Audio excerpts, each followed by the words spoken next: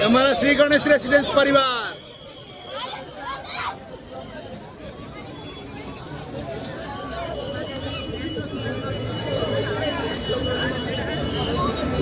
बहुत दिन से नहा नहीं था बाइक, तो जो ये भी पूरा नहा लिया एकदम, और भाई लोग सब साथ में नहाते हुए बाइक में।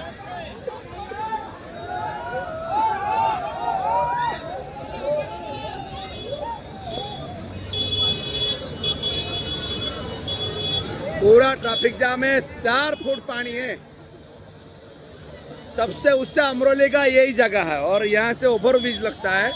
यहाँ से 4 फुट पानी है, तो विचार करो सूरत का कोना कोना में कितना पानी हुआ होगा। ये हमारा गणेश रेसिडेंस।